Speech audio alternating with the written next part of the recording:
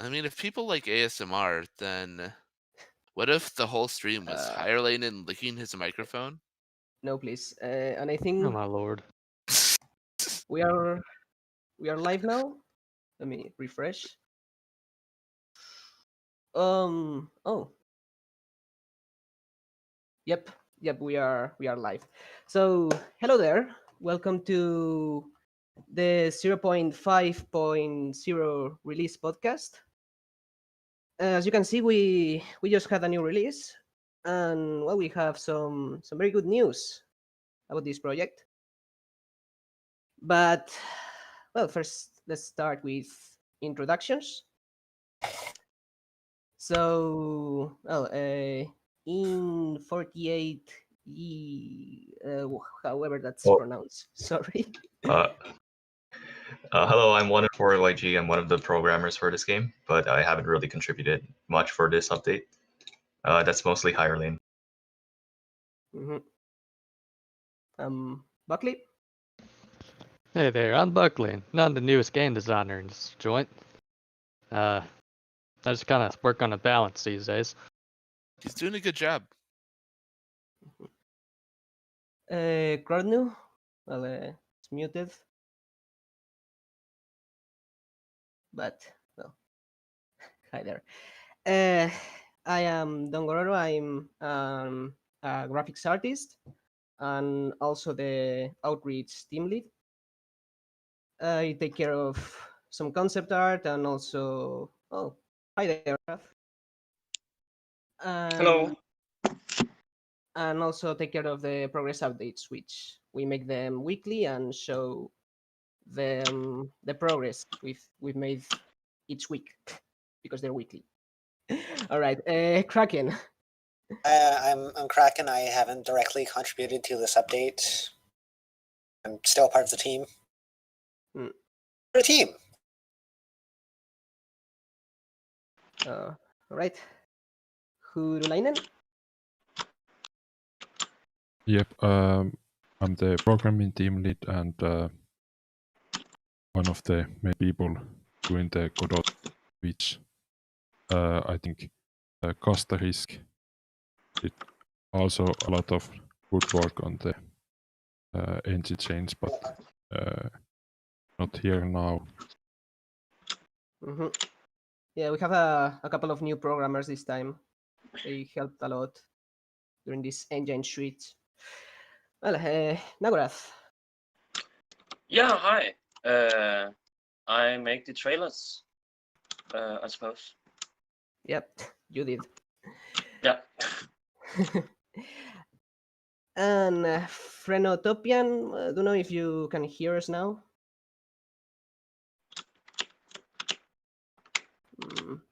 Maybe not.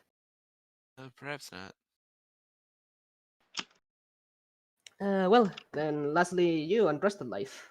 Yeah, I used to be a developer of Thrive, and now I just decided to crash the stream. Well, you're Hello. welcome to. Hey, John.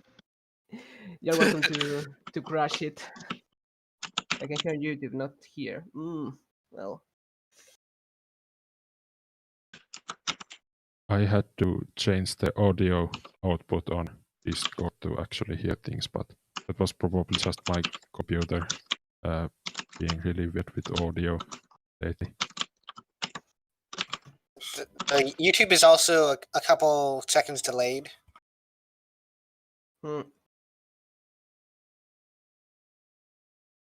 Oh,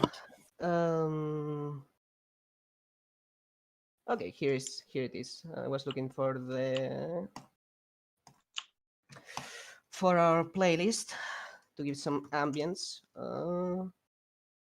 I think it's this one. Yep. All right.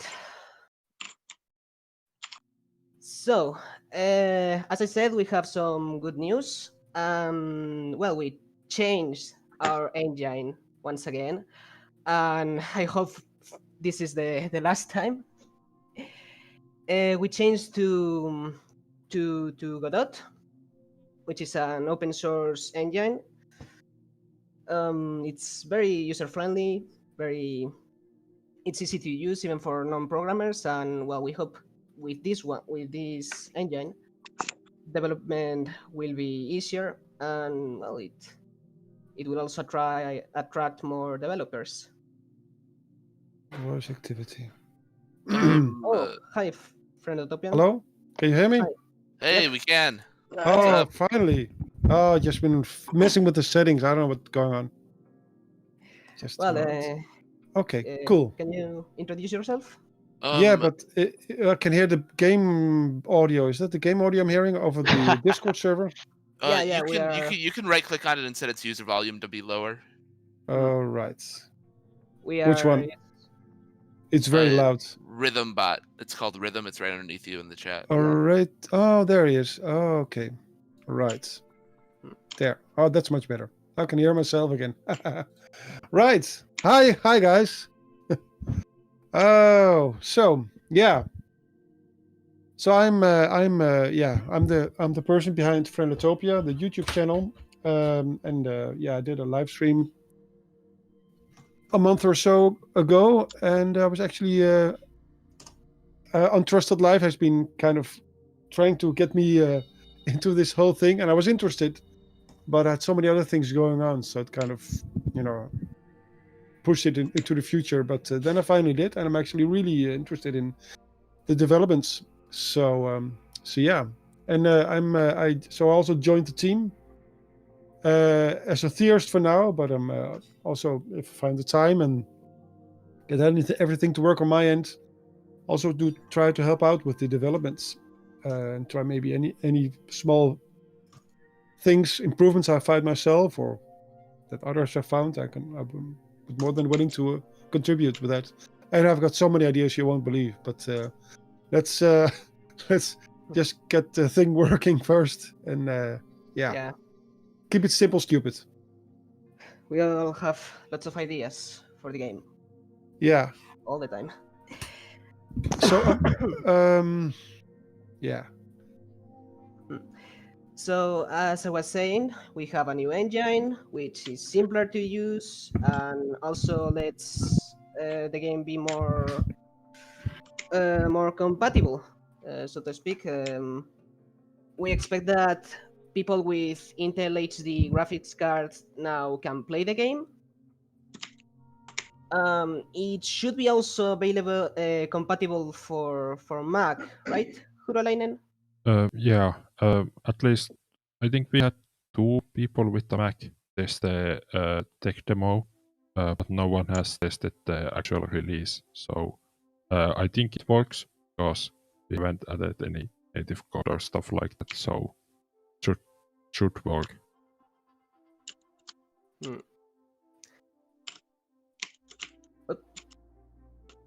Someone left. Well, that was Crowd. Yeah. Well, bye then. So, well, let's start with the patch notes.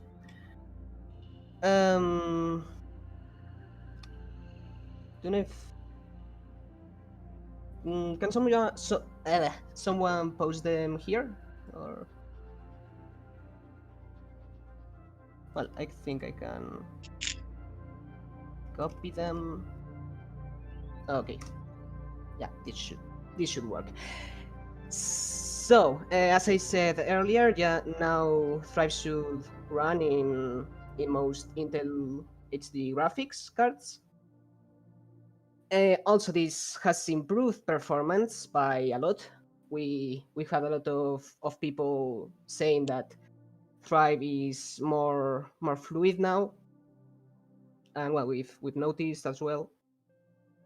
We also have a new options menu, which lets you customize. Well, not customize per se. It lets you improve graphics and also change the volume or all those things as settings menu does.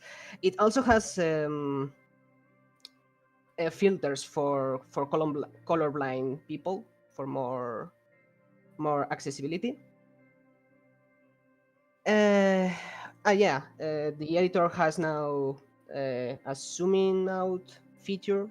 Basically, you can zoom out and make your cell bigger if you wish.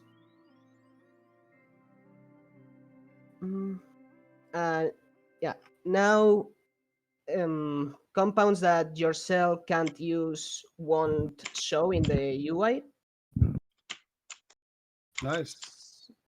So yeah, if you don't eat hydrogen sulfide or iron, then they won't appear. It also applies to agents as well. So the UI is less cluttered. We also fixed the background brightness. This was an issue that came with the switch we did to BSF, and it made the backgrounds look too bright. They didn't look as the original images at all. At least I didn't like how they looked. But that's fixed now. Well, environments look much better now. Yeah, as I said, we added screen colorblind filters. We also improved the appearance of compound clouds. They usually had these very straight edges, but not anymore. Now they look more like clouds. Yeah, also when microbes die, they don't use the mitochondria model as much anymore. We wanna change that model to something else, like blobs of cytoplasm or something like. Yeah, videos are now less choppy, I guess. They basically play more fluid now.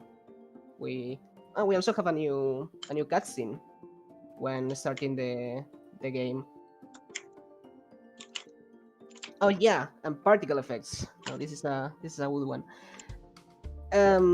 Yeah, so now toxins, at least those that your cell shoots, are now replaced with a particle effect.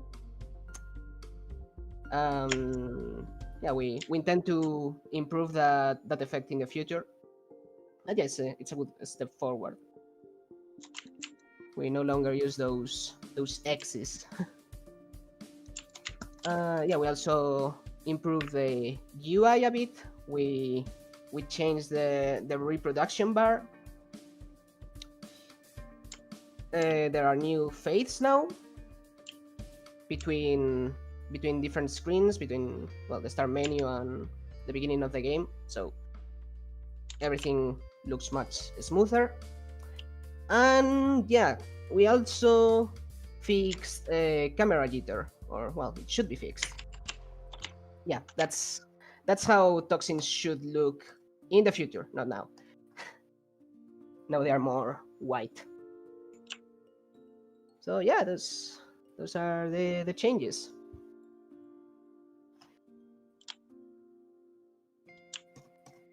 There has been. Oh. No, continue.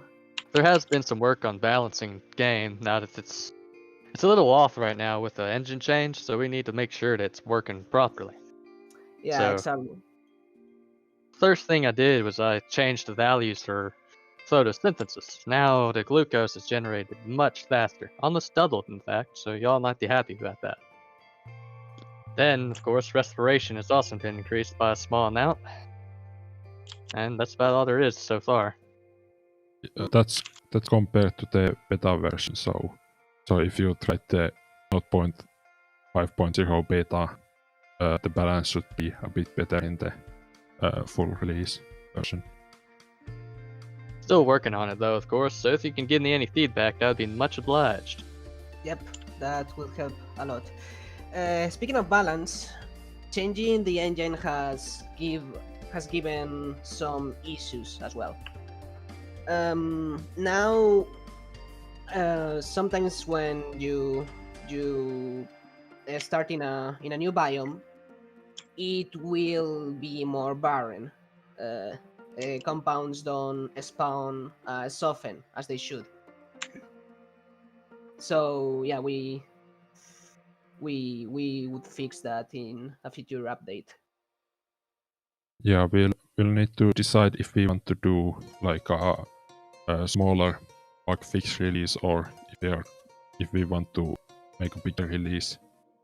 So like if we want 0.5.1 or 0.5.0.1 as a small bug fix release. Hi, Oliver. Hello. Sorry I was late. Food timings didn't quite work out. No worries. How's it going? Are we keeping things going? Yeah. Have you relayed the release information and all that? Yeah. I just read the patch note. We were talking about balance, how it's a bit messed up right now. And so, can you introduce yourself? Might as well. Hello, I'm Oliver, or Oliver River. I'm mostly a musician, also do some other things like outreach, occasionally art stuff. Might try and get into programming now, that I've actually got a job doing programming. But yeah, I've not been that active recently, and potentially could try and get a bit more active in the near future. Who knows? Depends how much free time I have. Welcome to the club. Probs Would be nice. tend to do that. Sorry? Probs tend to do that. To try Yeah. development time. Yeah, that's true. Yeah. and kids. Anyone has kids already? I think we're all Not mostly that I'm too aware young. of. All right. We're all kids here, I guess. Never mind. We're I already can confirm. kids. I can confirm that my programming job has gotten quite in the way of my programming. Mm. Even though Yeah, I'm you- writing a different programming language at work than I normally write. Yeah. I had that for decades, that problem. You kind of get home and you don't really want to do any more programming after spending a day doing programming. Yeah. I Well, just end up laying on the couch. Same. I know the feeling. Yeah, well, yeah, the problem is that I went into programming because, I thought it was, I like programming from very young because you could be creative and, do stuff, make stuff work. But then the jobs I had for like 15 years or so, they were kind of dull and I didn't really see the point of them. So but all the private programming projects, they didn't really go anywhere because, like you say, when you come home and you're just completely worn down and you got other stuff to do. So yeah, it's a bit of a tragedy, really. Mm. The common tragedy for programmers. Sorry. Go ahead. Oh no. I don't want to bring the mood down. So I'm actually no longer working as a programmer. So Yeah, we can't try and advertise this game where we need more programmers to join by disparaging the life of a programmer. It's not really gonna work. no. We're disparaging the jobs you can get as a programmer. Ah, yes, working on Thrive Getting in the will be way much of more fulfilling. the cool things we can do with programming. Exactly. That is. Let's the talk way. about the cool stuff. Yeah, let's talk about the cool stuff. Fiddle-dee-dee. Oh, You what you want because a programmer is free. Yeah. Well, that is why doing things on your own never really works out because maybe it's good to do things in a group like that. So the more the better. The more the merrier.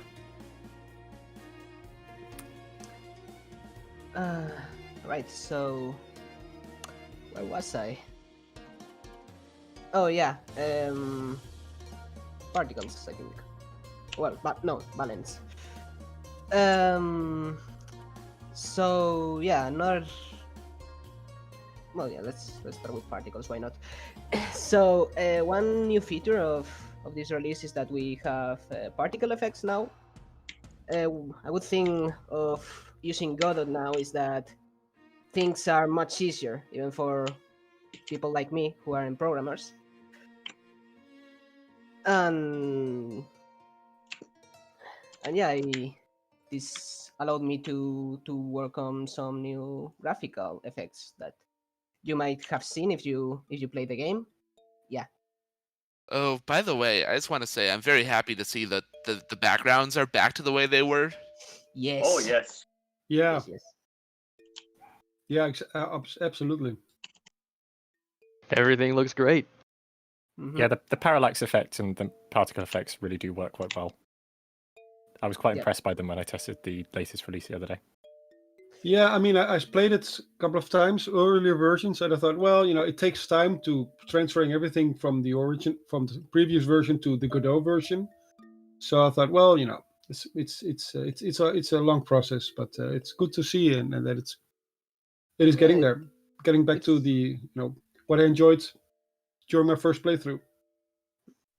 Yes, surprisingly, it only took 2 months. Like, Yeah, well, that is amazing, actually. We've done so that's many engine incredible. changes. We're just getting quicker and quicker. We'll be able to do them in a day pretty soon. Like nomads, just being prepared to.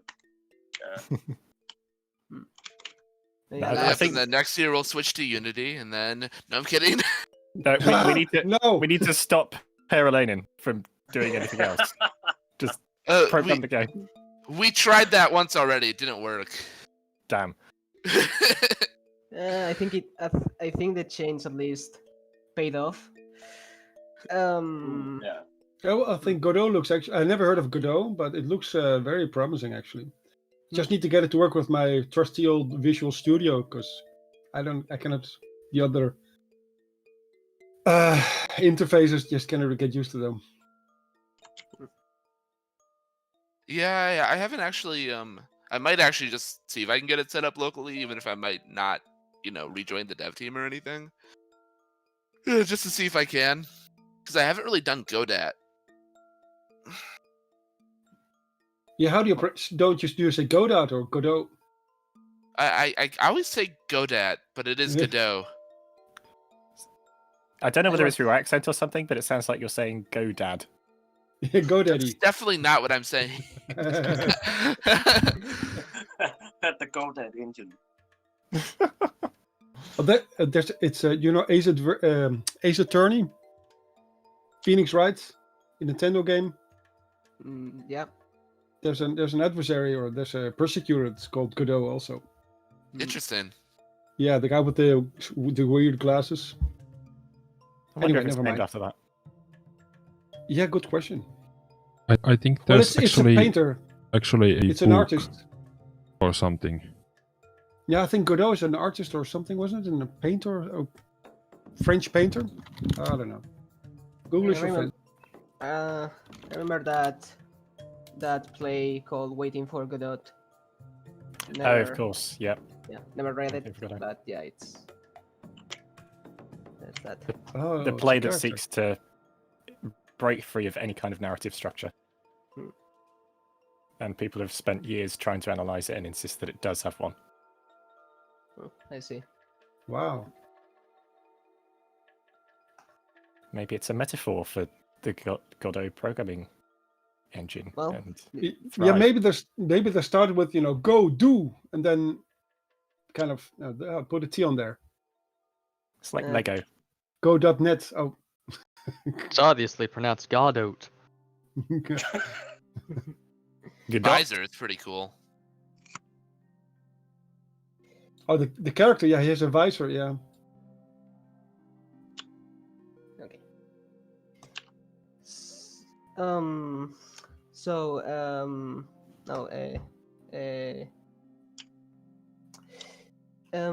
particles. Well, as I was saying, the effects aren't all in the game right now. I made several of them, but the projectile, for example, doesn't look as intended. I mean, it looks better now, but it should look more like this. So when it moves, it leaves a trail of particles, and well, yeah, it has that nifty effect. I also work on another effect. Let me see if I have it. For stationary toxins, because in environment, toxins appear, spawn from time to time. Yeah, thanks, Kraken. Where is it? Yeah, here it is. All right, here. Yeah. So that cloud under the cell, is how particles, environmental particles, should look like. Spewing small little circles in all directions, and well, they will look more like toxins, and hopefully more dangerous. Another effect that didn't make it to the game was current, a current effect, more accurately. Let me see if I have it.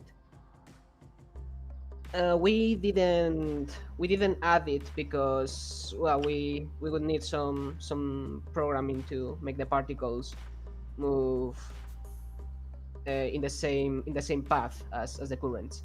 But once we have a graphic effect for them, then they will finally move cells too.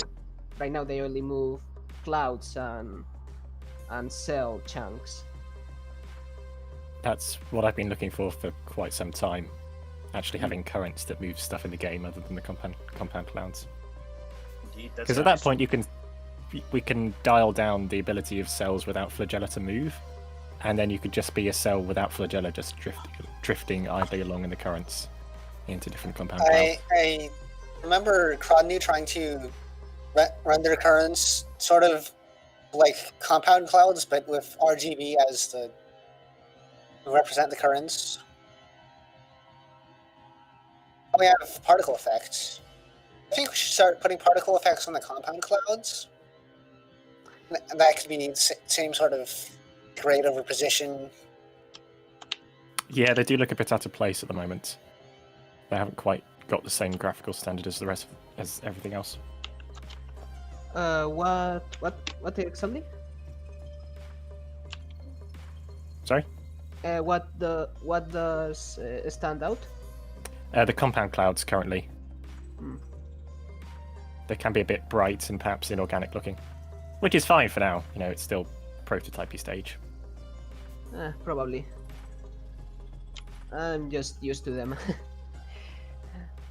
So maybe changing their colors a bit. Like now, ammonia is too orange, for example, and well, I think that was the biggest change this time. But it can be mistaken with iron.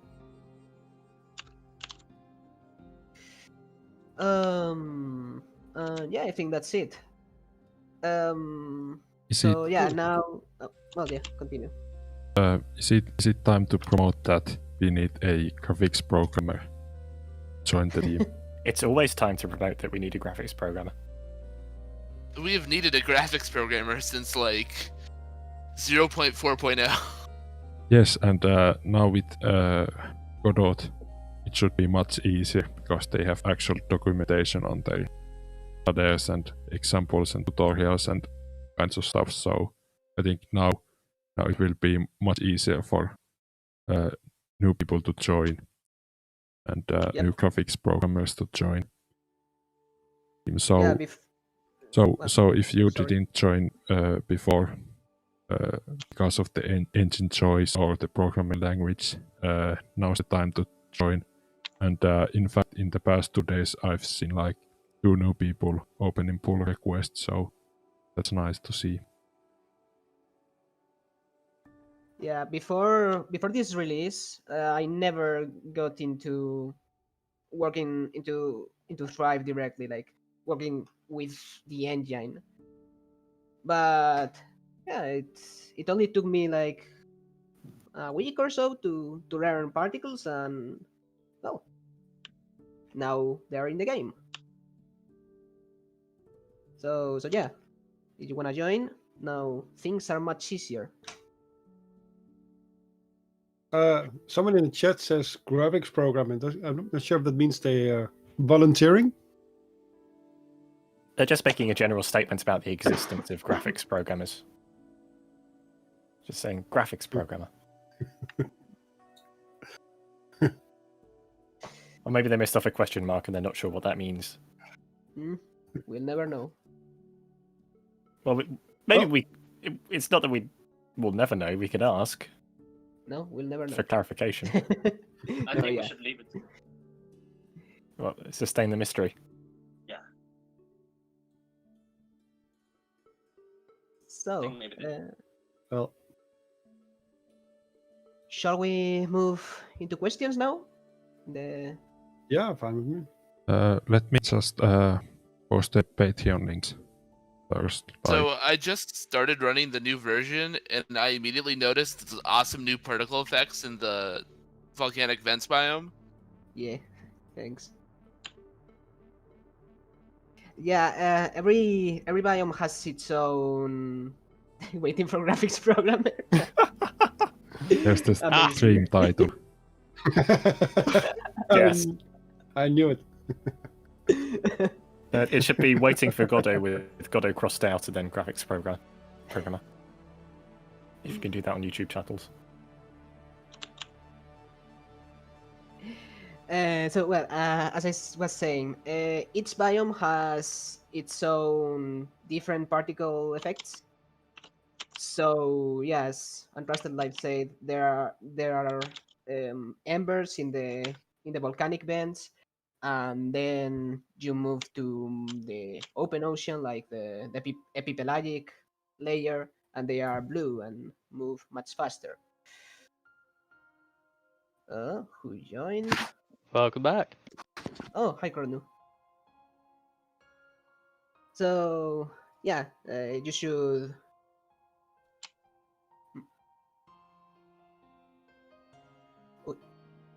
Shall we move on to questions?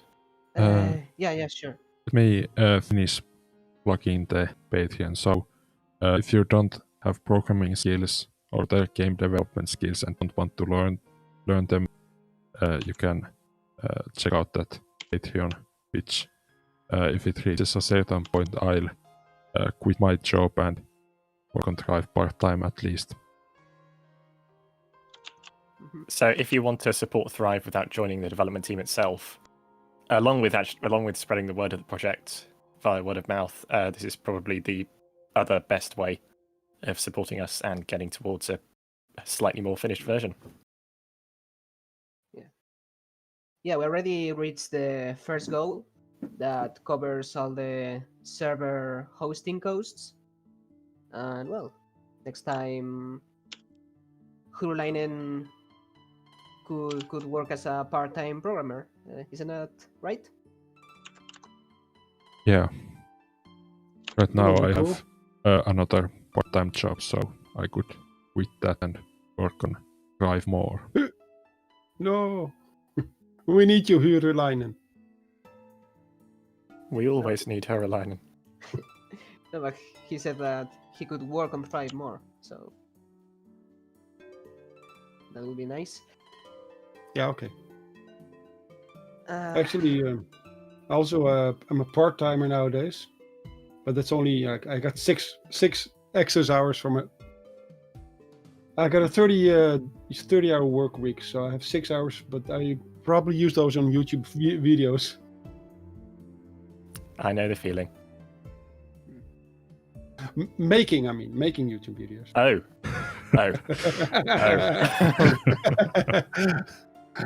Well, now I just feel embarrassed.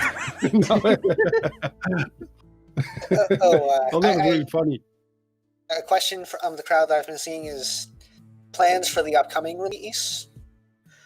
I think we'll get to that once we get to that point in the pre-stream questions. I'll put that up on the stream now. So we've got, I think, 19 posts here. This time we didn't get any of the VIP supported questions either, so well, I hope the people are happy that they have the option to ask those questions, even if they don't use that choice. Yeah. So first we'll answer the questions in the forums, and then we can move to the chat. All right. So first one, I'm gonna open the thread as well. But they're asking about saving and loading. Is it saving and loading feature plan for 5.5.1? Well, I plan on working that in the near term. I've got a few other general things like making dev builds happen again and adding more code style checks to the drive repo. But after those, I'll definitely work on saving just to see how difficult it is. I hope it isn't too difficult to do. yeah, it might be easier now that we are in Godot. And Well, next one. Sorry, I'll just add that I had a look, but it doesn't seem that Godot actually has inbuilt saving. So basically, save all properties of all game objects and then unload. You have to recreate them. So there's actually no engine help there. So might be pretty difficult. I see. And the next question is, what are the planned features for gameplay or balancing? Definitely more balancing. It seems that every release gets released before balancing has time to happen properly. So, And if you have suggestions, having played it, for balancing changes we could make, then we're very welcome, because it's hard to tell from our own perspective what is wrong balance-wise with the release, because obviously we know how to play, and we know what the best strategies are to play. yeah, and usually it takes quite a bit of time to determine if this balance is better than that other one. So definitely give us feedback on the balance and feel of the game. All right. Godot 4.0 is coming and will be here by the end of this year. Sorry. Will 0.5 be ported to 4.0 Godot? All right. So, do you know how this would work, Hurulainen? Would it be like another engine change, or will it be much easier? I've been reading the Godot blog a bit, and it seems that they want to fix some long-standing issues with the engine in the 4.0 version. So there's definitely going to be some breaking changes that we might have to deal with. But I think they'll want it to be pretty easy to update to 4.0, so it might take a few days, or it might take a few weeks at most. That's at least what I think. But I don't think we'll retroactively port the old versions. So once Godot 4.0 is released, the next Drive release will probably use it. All right. Okay. Will there be light quests in upcoming 5 games? Like something specific will trigger something? So yeah, basically quests for the game. Well, isn't that the current win condition anyway? That's kind of like a temporary quest sort of thing. Yeah, Shorta. Didn't we also talk about adding some kind of at some point? I mean, that could be sort of almost like a quest in a way. You mean achievements? Yeah, like if you don't really know what to do, then you can just try for those. I mean... Yeah. No, yeah, one thing with Thrive right now is that there is a lack of objectives. So maybe not quests, but yeah, maybe achievements are a good addition. I don't know. I mean, just something to inspire people to do whatever. Yeah, Yeah, and it can be a bit lacking direction when you're just shoved into the title. Especially considering we don't have a tutorial currently. I feel like we could maybe integrate something like that into a tutorial, where we give people a set of things that they can do to learn about parts of the game, such as get enough stuff to reproduce, get enough stuff to add a pilus, and so on. I feel like that could work quite well. That could work on multiple levels. We almost got a hint system, but then we changed engines and it's now gone. But I think adding achievements and hints as well as some tutorial messages will take care of not knowing what to do and also inspiring people to try different things as well as progress in the game. So I don't think like quests as such fit the grand design of Thrive. It's really sad when I played the new version and realized that the hints in the help menu and like in both in the editor and in the main game were gone. Like, because before you would randomly, if you open up the help menu, there's a random chance you would get a hint at the bottom of the screen. I was considering making an issue for adding those back in, but then I was like, we can do without them, but if someone wants to add them, I won't stop them. I mean, I was talking about something a bit further than just hint text. Perhaps kind of a guided walkthrough at the start of the game. Perhaps that's a bit beyond the scope of what we want to do at the moment, but I think that should be how it works eventually. Yeah, either a walkthrough or maybe some tooltips that appear the first time you play the game. So maybe Could we potentially integrate a wiki into the game? yeah, we have ideas for that. Well, not a wiki, an encyclopedia. Yeah, there have been ideas floating around for years for a Thrivepedia or a Thrive Library, Thrivebury, whatever you want to call it. Yeah. Someone came up with a name that people liked at one point, but I can't remember what it is. Yeah, maybe that.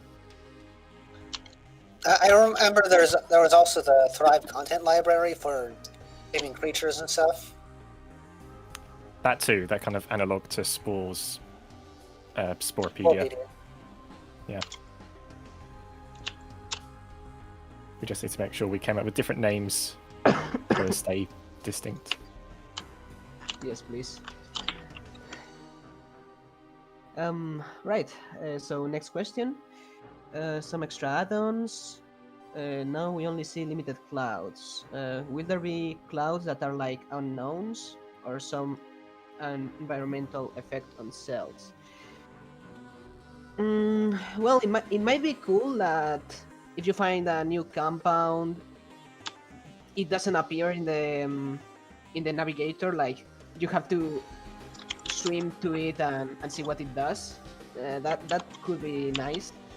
Well, that's just my opinion.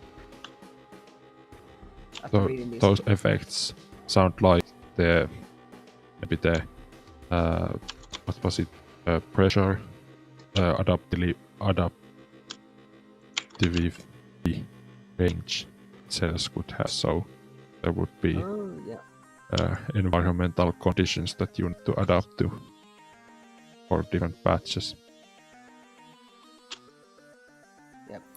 Not now though, but yeah, it will be nice having it in the game eventually. Which zone is this? Oh yeah, Naruto made these concepts for the icons in the UI. They would change depending on the conditions. What the? Oh, I never heard this theme. Yeah, it's pretty good, and I can say that because it's not mine. For once. Don't be like that. The music is good. All right. Last question from this person. Like, if it's near too much salty water, it will seem. Oh, okay, yeah. So, I answered that. yeah, okay. All right, so next one. Are there any plans to player-made cells to appear in other saves when the game can handle it? I'm going to say that no, because the idea is that you play as the last common ancestor of the game, so you don't have any unrelated species on your planet. But in the space stage, I think it's a real possibility that we'll have pre-generated planets that get thrown in the game. So that would like use other saves and like the Drive content library. Well, that would actually be kind of cool if you could export your entire planet and you could sort of add it to your playthrough. Well, I mean, adding the planet is fine, but like you're playing on a specific planet, Oh yeah. and so it wouldn't make any sense for like your previous cells to appear unless there was some weird panspermia thing going on. Yeah. I mean, it doesn't have to make sense. That seems more like a mod territory. Yes, it does. Oh dear, what have I done? Nothing. What's happening? I'd just like to contribute to this question by saying that having pre-made stuff appear in the game in some places, it kind of doesn't really fit with the ethos of things evolving naturally from a starting point each game. There have been several suggestions across the years to combine those in some kind of way. I can't remember any of them at this particular time. So maybe there's something viable that can be done, but I feel like it's more likely to lean on the side of generating everything based on a pre-existing part of your world. All right. Well, next question then. Will there be a cinematic screenshot button for wallpapers? Well, Are they specific? yeah. At least we'll add a screenshot button. If someone wants to make it optionally hide the user interface as well. I think that would be cool, but definitely a screenshot button is planned to be added. Because Alright. right now, if you try and take screenshots, doesn't something weird happen? Or was that several versions ago? I think currently on Windows, if you try to take a screenshot, it will take like a black window. Huh. So it doesn't work. But if you use Linux, you can just alt print screen and bam, capture of the current window, and works just fine on all games and Drive. For me, it was kind of laggy. Like, I wanted to make a screenshot, but it showed me what happened a few frames earlier, so I had to double the screenshot to screenshot what I wanted to see.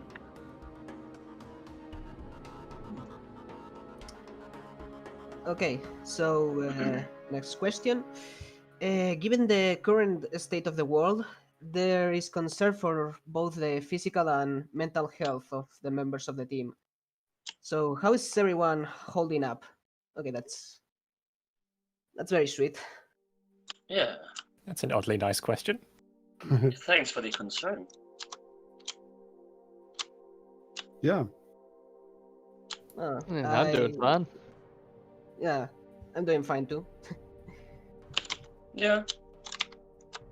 I'm doing good. Just been working from home. Yeah, I would expect the Thrive developer and to some extent fan base to be skewed towards people who are able to work from home in this and are comfortable working from home in this sort of situation. Maybe that's different on an for individuals, but you know, apart from the general terror of the world at large, I think we're all doing okay, unless someone wants to chime in.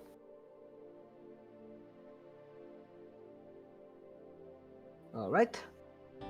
Yeah. Okay, next one. When the player moves to a new patch, he's the only species in said patch.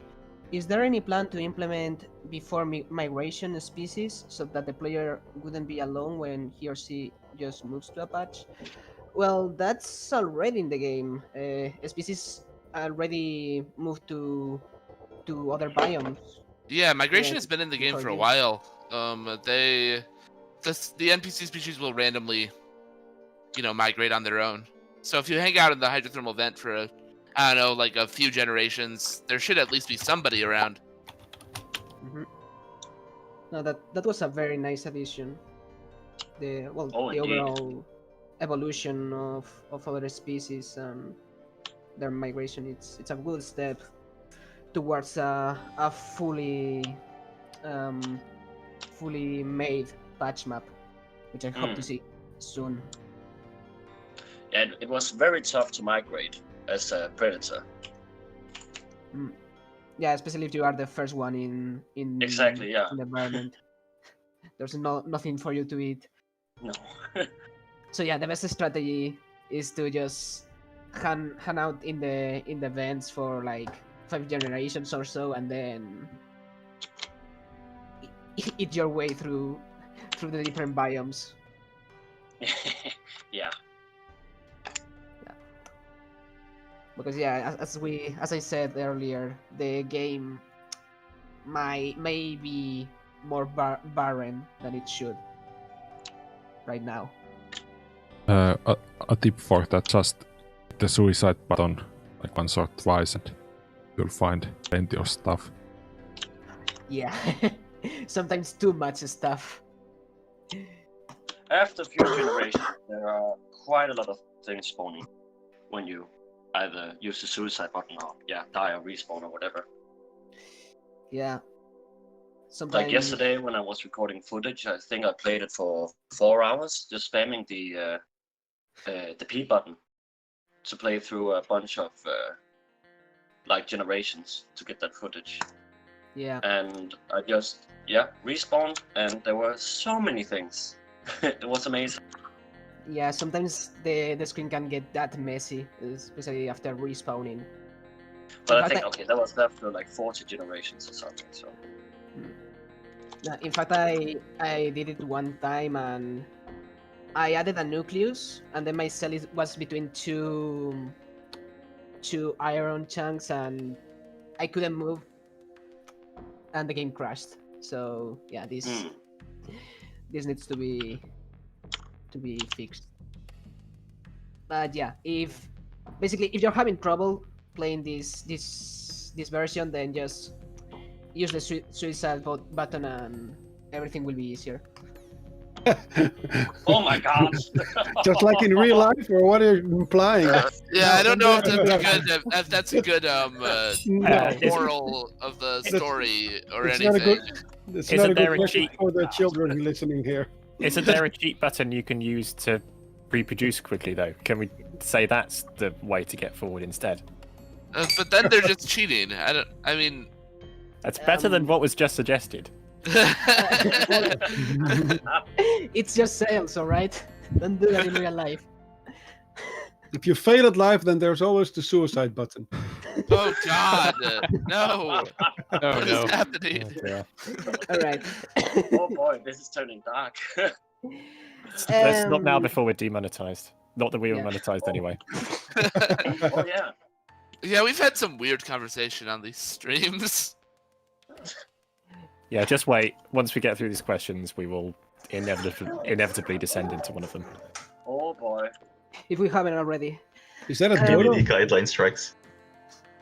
We've made maybe an hour of seriousness. By the way, speaking of that quick reproduction button, now with the options menu you can activate cheat keys. So, well, if you want to be a cheater, then you can activate that option, and if you are having trouble, just press P and you will be able to reproduce instantly. Can I get a real life cheat key too? I think it's just the P key and Okay. nothing else. But by the way, how far? I didn't look at the code or anything, but how far are we away from saving games? Saving progress or of a game? Hello? That feature hasn't been started. No. Okay, fair enough. It was kind of half implemented many moons ago, but I think it got overwritten by an engine change somewhere along the line.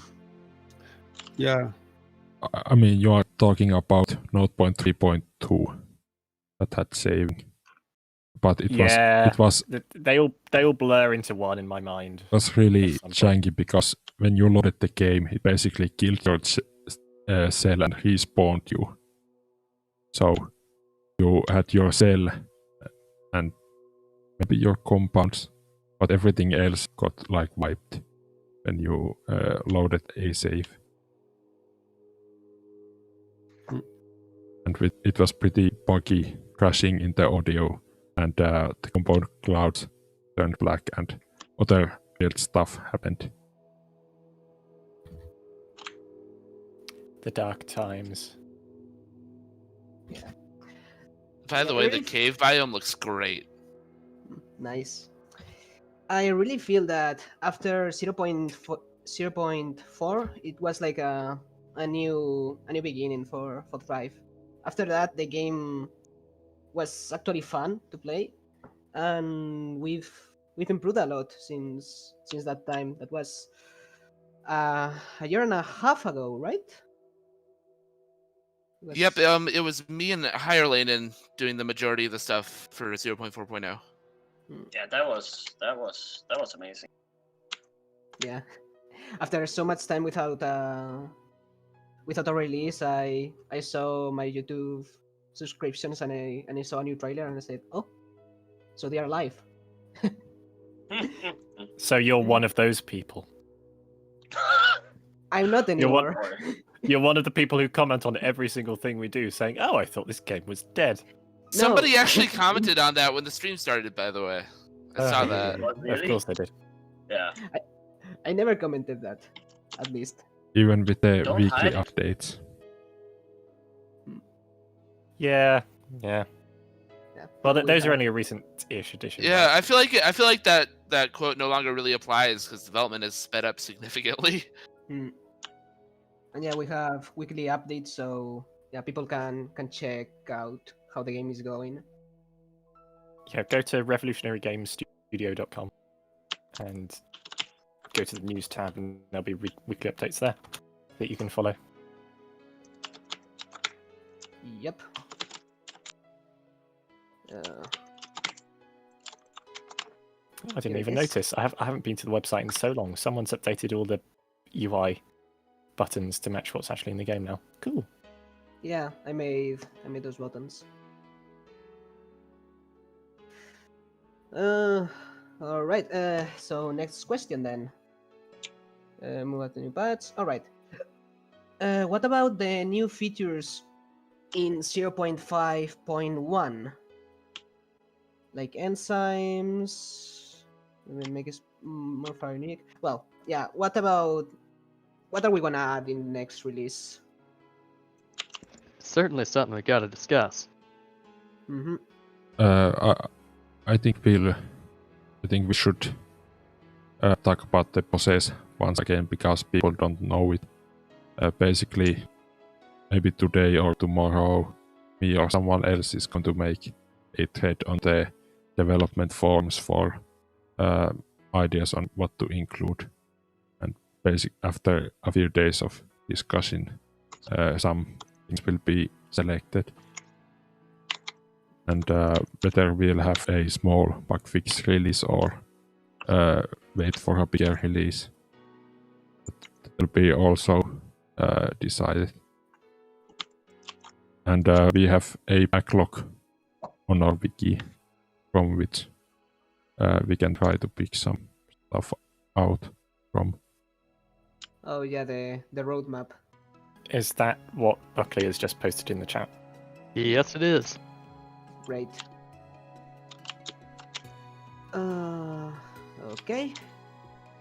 Let me see again. Buys lots of enzymes. Yeah, enzymes is something I would like to see eventually. more customization, basically, more organelles and all that. But that takes time. So where are you reading those questions, by the way? I missed that. We are reading it in the Just in the chat, or? no, in the questions thread in the forums. Let me, Oh, of Yeah. course. Okay. The community forums question thread. Yep. yeah, let me copy it for you. Oh, I'll figure it out. Oh, okay. Well, there it is. Let's see. I say all of this again. I think we can skip over the enzymes part Yeah, of this question. All right. So next one. Will Vulkan be supported? This is a question of if we update to Godot 4.0, then yes, Vulkan will be supported and probably the primary rendering method. And ray tracing will be added if Godot adds it, and we can find a way to sensibly add it to the game. So first bother the Godot developers to add ray tracing before bothering us. Thanks. The thing about ray tracing is that it's very expensive to process. Yeah, the people with the Intel HD graphics from 2011 are not going to be running the game with ray tracing. And that was the reason we changed to Godot in the first place. So That's why we need the options menu. yeah, that's true. Don't worry, changing engine to Godot and making all the changes and upgrading to Godot 4.0 means that it will take so long that people who have computers from 2011 will be even further in the past and therefore will be even more obsolete. So we'll be fine. You say If that, that makes but sense. people will still complain when they can play drive on those in 5 years. True. Oh, All right. I'm gonna head out, guys. I would. Have a good rest of your stream. Okay. See ya. Cheers. Thanks. See you Nice later. having you See here. you. Cheers. Yeah, see ya. Right. So next one. On Earth, most plants are pigmented green because of photosynthetic preferences for the Oh. color red. Ah. Reflect. Well, that no, is I'm an gonna- interesting question, actually. But Yeah. yeah. I'm gonna skip to the question directly. Will there be a Well, similar? that's not correct, actually, but never mind. Well, you can answer that now. Okay. Will there be a similar effect in Thrive where coloring your cell a certain color increases the efficiency of photosynthesis? We added a spectrum in the planet generator, which isn't implemented yet. Yeah, as far as I know, it's supposed to have that function to let the player know which wavelengths hit your planet the most, so you can adapt to get the more energy. Yeah. So- Yeah, go ahead. No, continue. That's what I was gonna say. No, you were talking. Sorry, I interrupted. No, yeah, but you were gonna explain something about. Oh, yeah. this. Well, the reasons there's the reason that plants are green on Earth. There are two explanations, but the thing is that it's not because of a preference for the color red. Actually, the sun's, even though it appears white to us, the sun's light, it's peaking in the green part of the spectrum. So there's an excess of green light relatively. So it's actually odd that plants don't absorb what is the most of. But there are two explanations for why that is so. The first one is an historical one, and the second one is a functional one. Now, the historical one, I'll just leave that be for the moment, because I'm more interested in the functional one. The functional explanation for that plants are green is because, for the exact same reason that there is at least above water level or just shallow waters, there's an abundance of green light. So that is to prevent, first of all, overheating, and second of all, it is actually to not absorb the green light, then it keeps on bouncing around in the tissues, and actually it will allow light to penetrate deeper into the plant tissue. So that is one of the reasons proposed that it, for why plants are predominantly green on Earth. The historical reason has to do with something that the original microbial life forms were actually, I think it was purple, and it was kind of there was kind of a competition by the dominance of the purple pigment protists. They were kind of toppled by the green pigment protists, which then evolved into our plants. But I'm not that fond of that historical explanation, because I think if there's any reasons for preferring a certain pigment over another for absorbing light for photosynthesis, I think that would still push evolution into a certain direction. So I'm in favor of the functional explanation, and especially the one that says that by not absorbing what there's plenty of, it allows the light just to keep on bouncing around and being absorbed by other molecules, and then kind of decreasing in or changing its wavelength, and then be absorbed by the tissues by the cells deeper inside the plant tissue.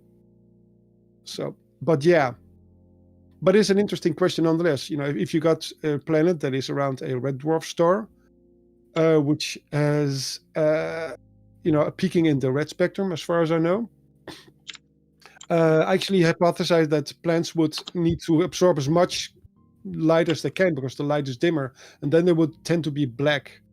So this is all very interesting theoretically, but from a game perspective, I think I would rather just keep it simple, stupid, and just say, well, you've got photosynthesis and they absorb light, and that's it. So, but I don't know.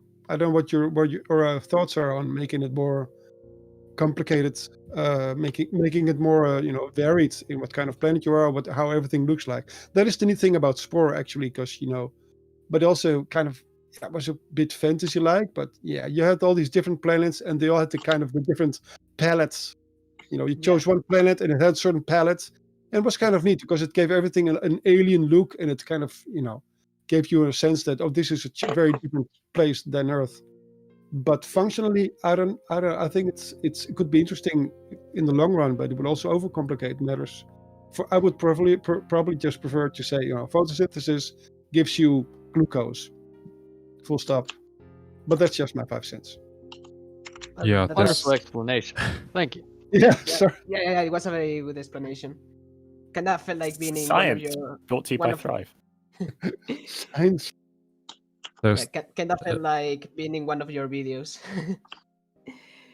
there's definitely a chance to make things too complex for no gain. So maybe this will be a feature where game will automatically pick the right color for your photosynthesis organelles. Yeah, probably. I mean, if the player wants to get as much energy as possible, they can just go become black, and that's it. Though, well, as Chronotopian said, maybe that hits the cell too much.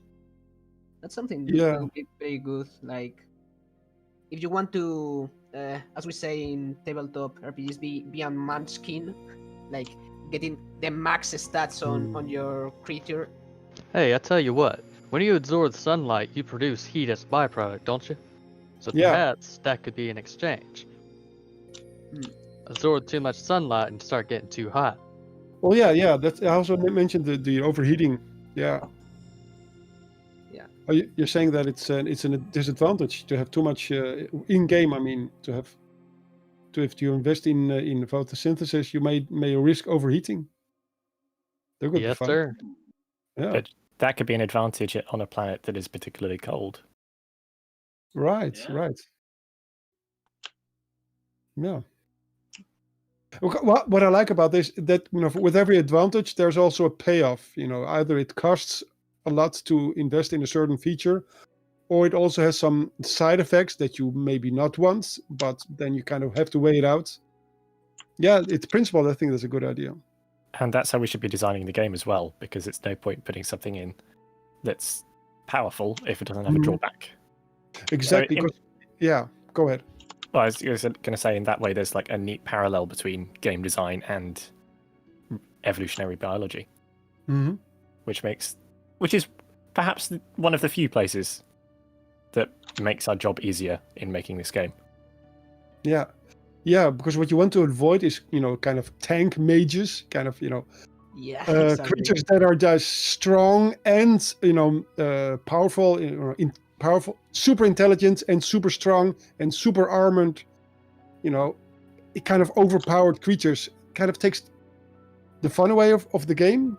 I don't know how many of you tried the Evolution board game and or at least the video game version of the board game by North Star Games. I think I Uh, haven't. It's called Evolution. It's on Steam also. It started out as a board game and it's kind of a card game with some elements. I can really recommend it because it's really well balanced. And what I really like about it is that you constantly have to evaluate whether you want to invest in becoming, having kind of like a long neck or having armor or becoming a predator or having a larger body, because everything has its drawbacks again. And only have space for 3 cards. So you kind of have to pick and choose all the time.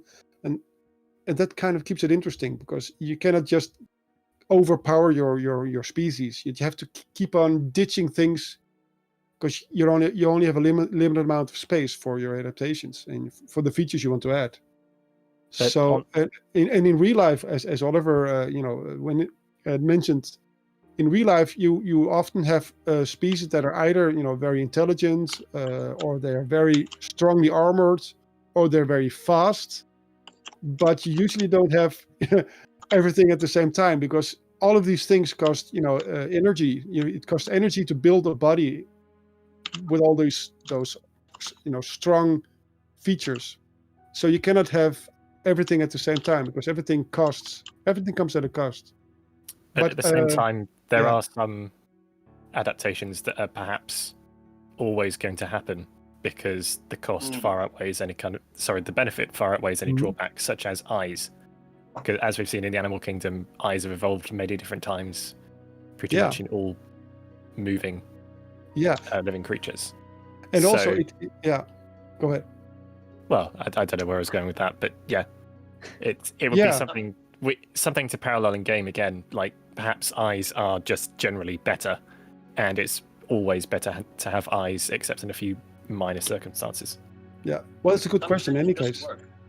Yeah, what it also may happen is if you have maybe in a future version of this game, in any case, but you already have it in that board game called Evolution, you have to constantly adapt because it depends on the circumstances. What is a good adaptation? If you got an environment filled with predators, it may be a good idea to become a scavenger, maybe become a heavily armored scavenger or a really fast scavenger, and you constantly have to adapt to the not only the physical circumstances like the warmth or the how much food there is, but also on the other creatures in your patch or in your direct environment. Because if there's a lot of a certain kind of creature, if there's a lot of friendly soft weak plant eaters, then then you may be interested in becoming a predator there.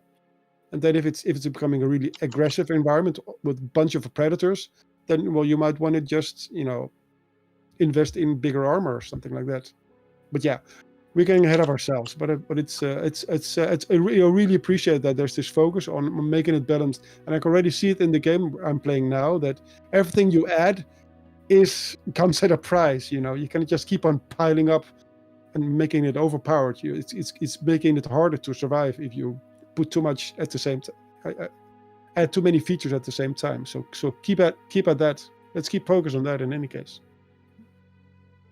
I guess we're moving in the right direction there, which is nice. Yeah, absolutely. Yeah. It's very nice. Indeed. I tried to make the Primum Danker cell yesterday, which basically had everything. That was tough to make that thing work. It just ended up becoming really huge because it needed, like every time I added a new flagella, it needed a couple of what they called mitochondria, so on. So continuously just had to be like expanded upon. And then of course it ended up being really slow. So I mean, yeah. There is a Yes. common mistake that players make in the game already, where they try and put a nucleus on their cell when they're not ready for it, and then everything goes wrong because they can't power it, Oh, so yeah. to speak. Well, And I guess you cannot remove a nucleus again. So if you make that mistake, you're kind of stuck with it at this point. And that's we something we probably need to change. Perhaps a um, way to roll back changes if you don't end up surviving too well after. yeah, Yeah. like Yeah. moving to a previous patch, maybe. That's something that I have it so that death works. Well, yeah, but mhm. Have it so that death works in such a way that instead of respawning, you go back to the last time you were editing yourself, so you can try something different. Yeah, exactly. Yeah, that is very. I think that's also what I missed when playing. It's like, okay, well, this was a bad idea. How can I remove the things that I added? I think there'll be some people who will prefer the kind of permadeath model, where you can't save and whatever changes you make are permanent. And we can probably like some sort of iron mode. Nothing wrong Yeah, with this. Could be options. we can hopefully account for both with different difficulty levels. If we add autosave into the game, that like pretty easily solves this problem. Just autosave once you enter the editor and autosave in the stage.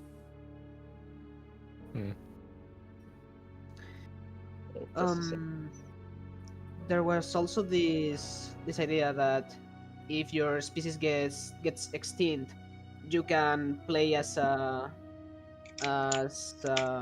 relative of that species, like a branch that emerges. Well, that you can play as a species, as another species near to yours. If you're playing as humans, and humans go extinct, you play as like bonobos or something. Yeah, exactly. But on cell level. I'll answer the next question there answered, so we can move on. Yeah, we already talked about it, so no need. Oh, this is a good one. Where do you see the project 2 years from now? I have the impression that a lot of progress is gained as of lately. Is development of this game generally speeding up? If so, why? Well, We definitely have more active programmers now than probably ever before, so I think we have sped up recently quite a bit, and hopefully we'll keep the momentum going. yeah, that's something that I've noticed since I joined almost more than a year ago. Well, as to where do I see the game 2 years from now? Well, probably I think we'll have more features, like even new compounds, organelles, and such. I don't know if we will start working on the multicellular stage. Though anyone is welcome to start working on it as of right now. Certainly plausible. I think if we can keep the momentum, we'll definitely at least have probably started the multicellular state in 2 years, so it have mostly finished the microbe stage in 2 years.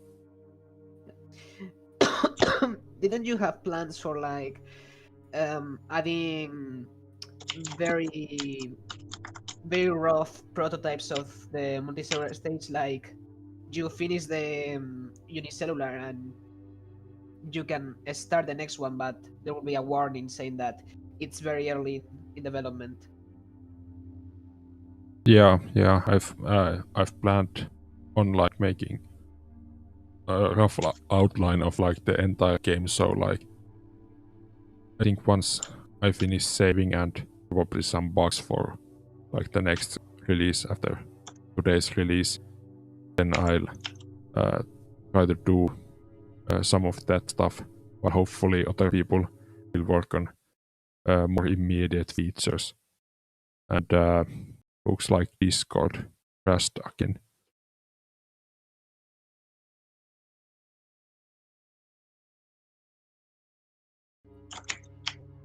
Hi, Hululainen. Hi. Okay. That was fun. The stream is on. Yeah, okay. Yeah. Last time also happened. Discord just crashed on me. And in fact, it seemed to install some updates, so well, I hope it won't crash again. But All right. Just technical difficulties. well, I mean, it's technical difficulties for you, but I could have a one-on-one with the chat while Discord is crashed. Yep. Well, next question. How is the new UI going? Well, we have the UI for the main game and also the main menu, and we got work on the editor UI as well as the patch map and the report. So yeah, it's half done, I'd say. Basically, the same as last version. All of the other UIs except the editor are like the new designs, but no one has started on the editor UI updating. How much I effort are we think- expecting to spend on this release? I don't know if it should be something to prioritize. Maybe Kasterisk will take a look at it, because he's been doing a lot of the good GUI work, so if there's no other GUI tasks, he might finish that. But I don't think it should be high priority feature. Next question is, will radiation still appear in the game? Well, we have concepts for that, and we talked about it a lot in previous before this release, basically. But well, personally, I don't know when it's gonna appear. We have ideas though.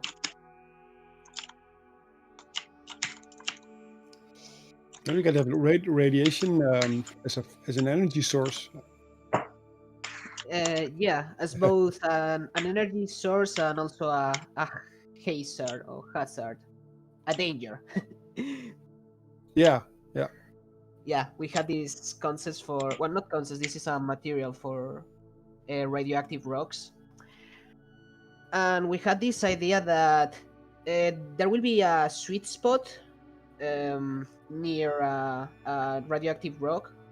So if you can use radiation, then you get at the right distance and you will start producing glucose. But if you get too near, then you will start taking damage. Cool. We also wanted to add solar radiation. That will also be a very good addition. It will make the surface patches uninhabitable until, well, you get the necessary adaptations. And that's something I really want to see. Cool. More adaptation to new biomes. Like, if you want to go to a surface biome, you also need to change the internal pressure of your cell and adapt to higher temperatures.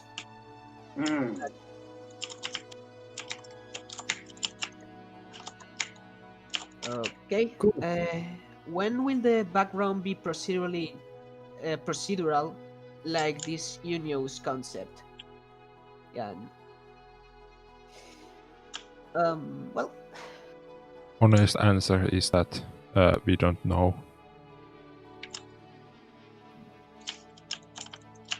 That's enough of an answer. Yeah, I think this is like the only concept for this that I've seen. So, I mean, it needs some fleshing out and then deciding how it's actually going to work, and then adding it to the game. So if I feel someone like considering goes the through the background looks effort, pretty nice. then we Sorry.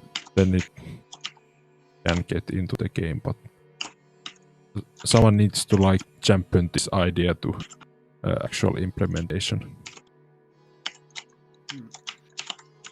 I feel like like since the- the background. Oh, sorry, I did it again. No, it happens all the time. I like the idea that depending on the temperature and also the depth, the background color will change in from blue to yellow and all that. It's very neat. It will also make like patches that are not quite epipelagic or so, then to look more different. Oh, yeah. Okay. All right. Next question. Will there be like a family tree to check the progress of your species? Yeah, this is something to throw into the like some of the stats in the game. Like you have some screen to show all of the species in a tree. Has been discussed before. No idea when this will be added. Yeah, the in-game encyclopedia. Yeah, I think that's it. Yeah, that's what we talked before, basically. How would you start from another stage that isn't micro? Have an interesting idea when you reach ascension. Yeah, but basically they are saying that what if you can start directly in the society stage, for example? I think I have answered this question before, and basically earlier saves and pre-made saves would be the only way, because each game is simulated from the start, so you cannot actually start from the middle without a previous save. Also simulating the whole ecosystem since the start to that stage you want to play. That would take time too, right? Yeah, and extra effort to run the simulation without the players, so initially it probably would not be possible in any way. And what if the player loads an ecosystem made by another player? I think that would just be a save. So you can either start with the singular cytoplasm being the last common universal ancestor, or you can load a game. Okay, yeah. Right. In the Oh dear. In the creature stages, like late multicellular, aware, and maybe awakening, will we be able to create, place, and modify organs? Well, that's a kind of worms. Yeah. How complex will that thing Sorry. be? Like modify the cell tissues you created in the multicellular stage to create a liver, or you can get already made tissues. Well, I think like the gameplay answer to this question is kind of the same as before, because you have to play through the game and make gradual changes based on how many mutation points you have. So you cannot like redo your entire creature. Yeah, the general Yeah. structure of the editor will remain the same, but as for what you can change inside it, that's still subject for debate, and there have been lots of different ideas and plans for this across the years, and I don't know how many of them have survived or how many are even feasible. Well, I have a bunch of ideas actually, but I don't want to. I'll keep it to myself, and then we'll discuss it at some stage internally. Feel free to make a forum post about it so we get. Oh we yeah, can keep a I'll record. definitely will. Yeah. Well, but All ideas actually, are welcome. yeah. Well, it ties in with I am working on a video, which a lot of those ideas that I introduced in that video on how to it's on deep body patterning and how to create a multicellular body. I think some of those concepts we may be able to use. Actually, I already had some ideas for another evolution game I had been working on for years. So, but I need to think about it and present, kind of think about how we could use it and how it should be presented. So, but I have some ideas I'm working on presenting at some stage, but I'll do it on the forum, as you suggested. All right. But I think it will be very neat because, yeah, it should be different from Spore in any case, but not too difficult to work with. I feel like Spore's editors were actually some of the better parts of the game because they managed to make them easy to work with and exactly pretty damn powerful. Yeah. They weren't realistic at all, and I think that's what we're going to try and add to the mix as well. Exactly. So, but I don't think we should be I think we should appreciate Spore's editors for what they managed to do. Oh yeah, no, I have nothing against the Spore editor, but except that it wasn't, I think we can create something even more powerful, and also more realistic at the same time. But it's a bit of a daring idea, so I need to think this through before I start, throwing it out there. Yeah. But yeah, I'm not sure myself, but I need to think this through properly and see if it is a viable idea. Because it needs to be powerful. It needs to be also easy to use and fun to work with. So yeah, that's a high bar. Hell of a requirements list. Yeah. So, moving along. Yep.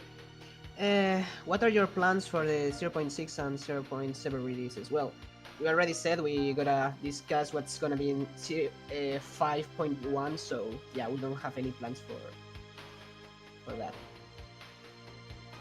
Okay, next one isn't really a question, so let's move to the next one. Are there any new special features planned for next release being prioritized? Well, as I said, we have to discuss that yet. And also, currently, environmental conditions are essentially constant during your playtime as a cell.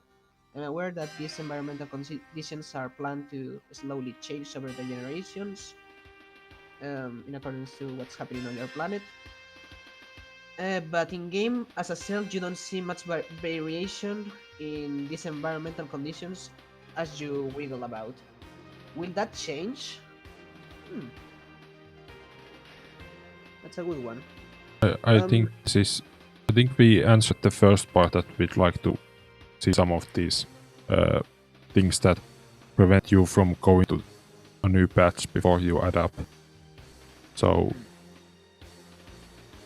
I think we can't really show these in game, so it would be like the editor saying you can't go to this patch because you would die instantly there or something like that.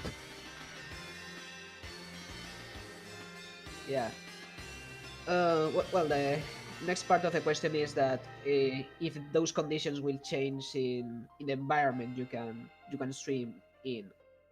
There were ideas of adding light spots and also heat areas for the eventual how is it called, the thermoplast, and also for photosynthesis. Those things would make playing as a plant more interesting. And we also had a discussion about adding areas poor on oxygen as well. Oh, by the way, I love this theme. Wait, which one's playing? I've turned it down. Yep. We'll be Ah, quiet for a while. This is that ocean Nice. theme, ain't it? Yeah. Yes, it's one of the many ocean themes. Love it. But yeah, this is a nice one. They're also asking how will these changes, no, how will these things be visually represented and affect gameplay? Well, the discussion about low oxygen areas, it was suggested to make those places more desaturated, but well, I don't know if we have any more ideas about it.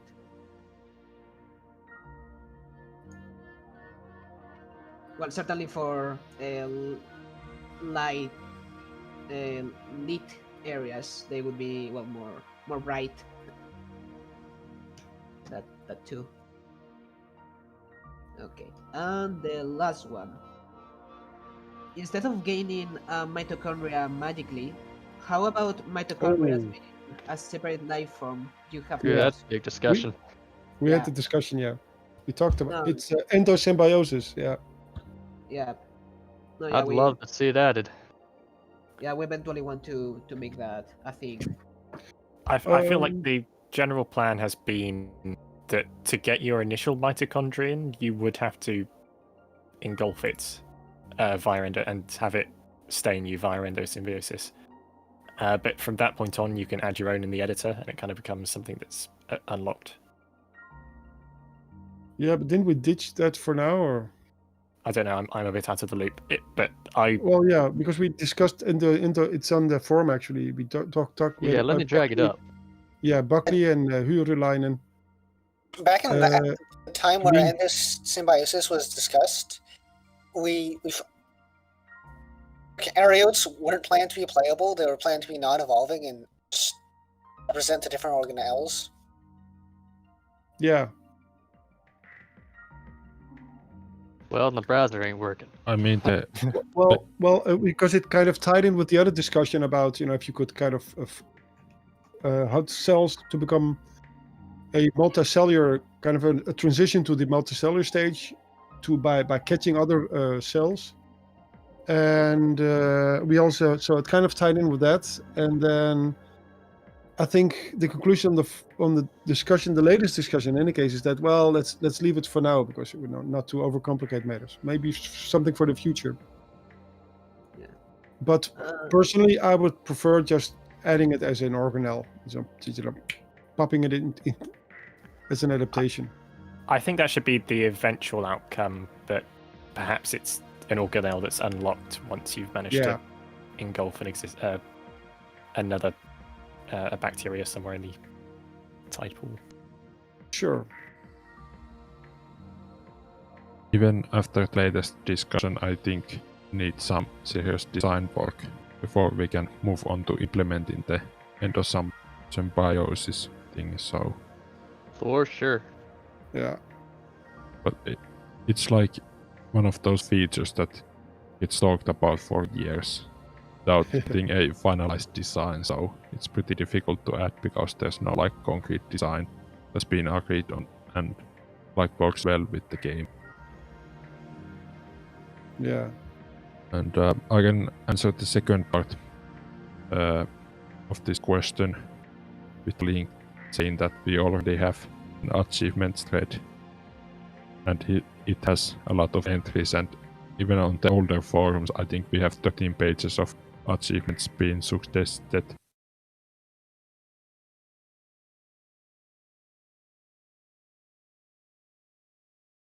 Yeah, we don't want to do too much at the same time, but I don't know. I'm not the most active developer myself. I'm not very active at all yet. And I that think was the achievement stuff is mostly speculative, though. It's for the wider game and the future of the game. There we have the second Discord crash. Sorry. Anyway, I think that was all of the pre-stream questions answered, so now it's time for general random stuff and stream chat questions. Yeah. If you have a question you've been holding inside you this whole time that you need to ask, feel free to post it in the YouTube chat now. Hopefully we'll get to it. Yeah, keep. I'll paste them here for everyone to see. Okay. Oh, bye Buckley, you disappeared. Discord crashed again. So yeah, if you also asked the question and you didn't get an answer, well, because we were talking on all that, you can ask it again now.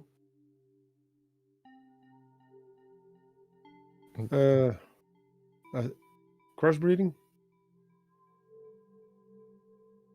Yeah, someone's asked, will there be crossbreeding? I think we answered this before.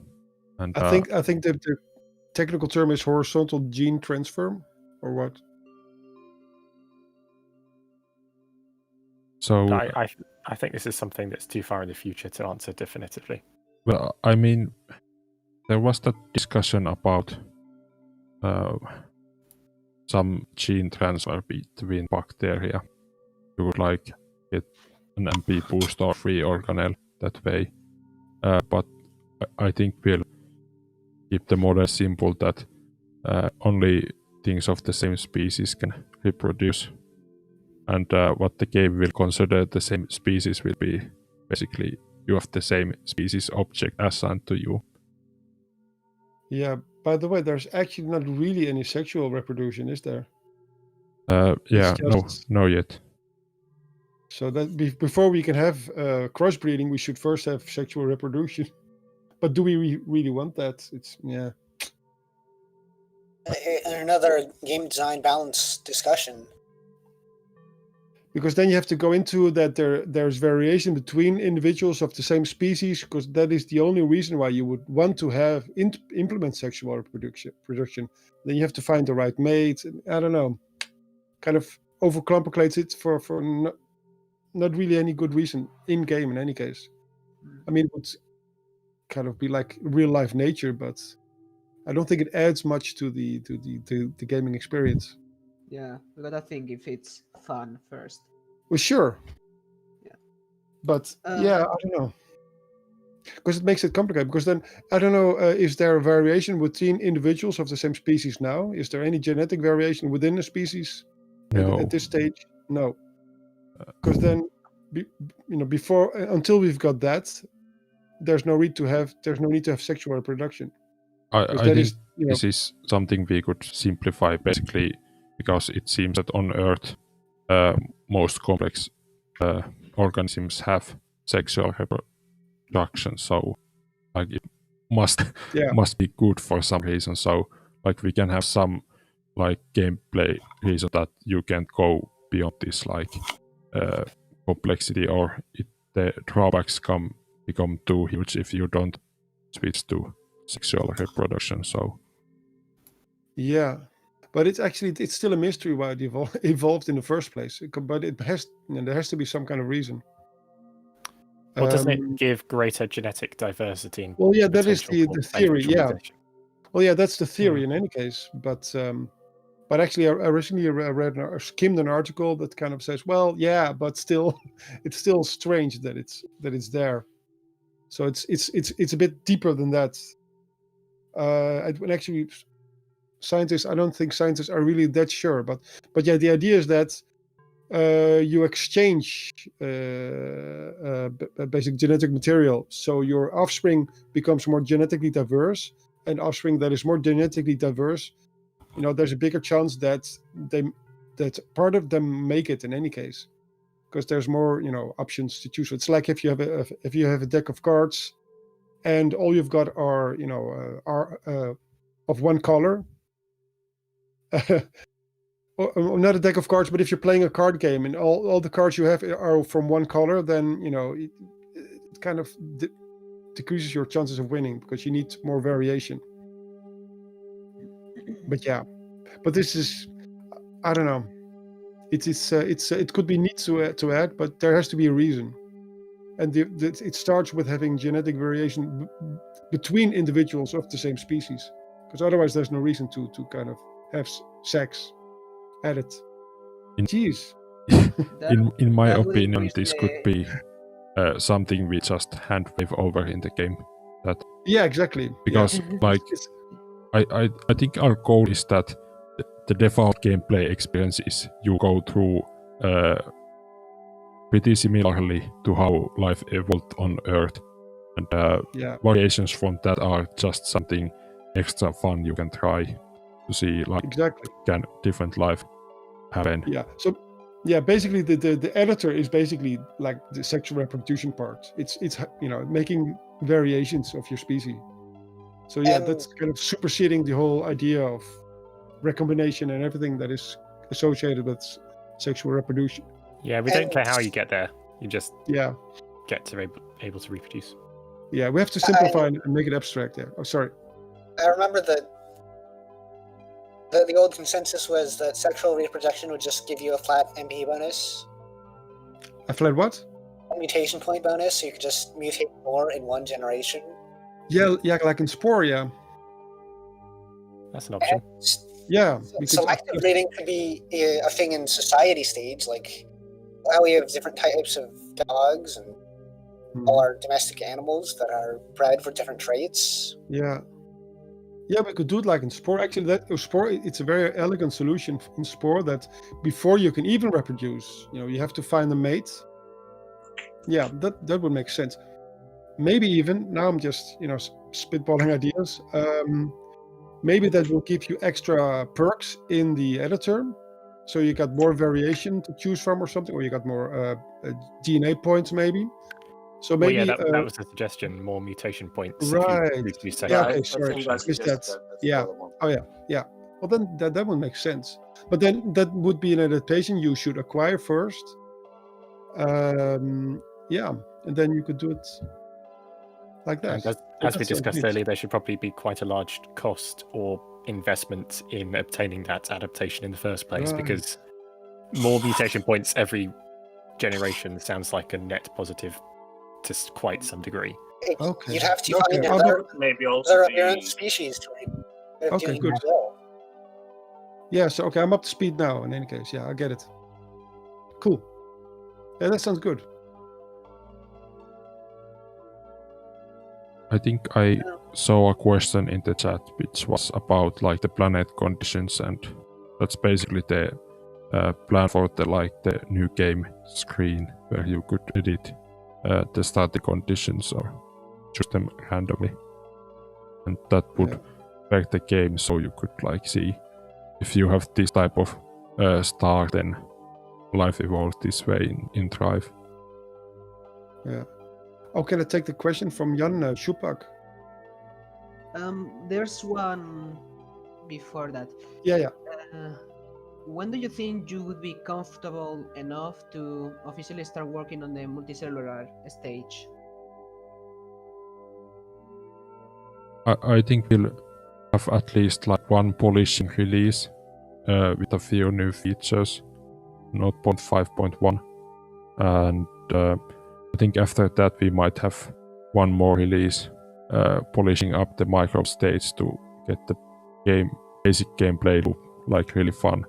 I think like after that we could consider officially moving to the next stage of the development. So maybe at the end of the year we might consider that. Oh, that's very nice. Ooh, here we go, So boys. the question you wanted to answer, Frenatopian? Oh yeah, sure. In the chat, I saw that Jan Schupak he asked if gravity and the square cube block affect the size of your species if you don't have the organs necessary for bigger size. Now, this is of course something we need to discuss as a team. My own personal opinion on this is that I think absolutely that you need certain adaptations as a This is multicellular stage stuff, but still. I think that I think would be very neat and also kind of lean up to real life nature, is that before you're able to grow your species, you need certain kind of organs or features that would enable a bigger size. In real life, you need circulation systems once you get over a certain size because of the square cube law prevents enough substances, vital substances, from penetrating deeper into the body. So you would need kind of breathing apparatus, and you would need circulation, stuff like that. So, but that is, of course, we're talking about the multicellular stage. But in my own opinion, that would be a very neat thing to add, that you need certain things to be able to become bigger. Also, regarding the square cube law, I think it was discussed before that would be a really good way to make sure you can't just add everything to your organism in multicellular. Basically, you need support for your size. Yeah, but also with a microbe stage, actually, I don't know if there's any size limitations to before you have a nucleus, but that would make sense if you cannot become much bigger as a microbe until you've got the nucleus, because that would be a really good, an extra advantage of having the nucleus is then you're able to build bigger cells. Yeah, I think we'll definitely want some limitation without the nucleus to make it more sensible from gameplay perspective. Yeah, because the size would actually be the advantage of a nucleus, and also I don't know if you have been considering organelles like endoplasmic reticulum, which is kind of the distribution system in cell. Yeah, maybe that goes a bit too far, but keeping it just to a nucleus, I think that would be a good perk for having a nucleus. Is okay. Now you can grow bigger cells with even more possibilities. Maybe the nucleus could lower the osmoregulation costs. Yeah.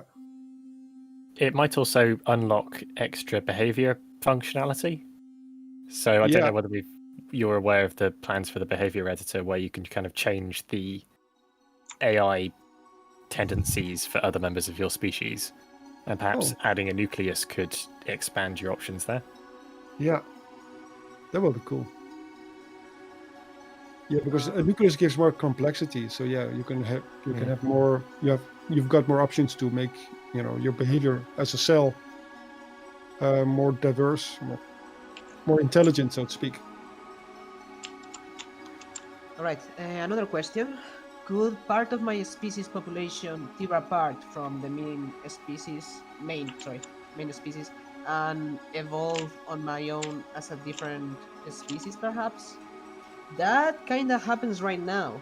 Right now, all life descends from you. You start as the first cell, and as the game goes forward, different species emerge from you and from the other branches that emerge from that first cell.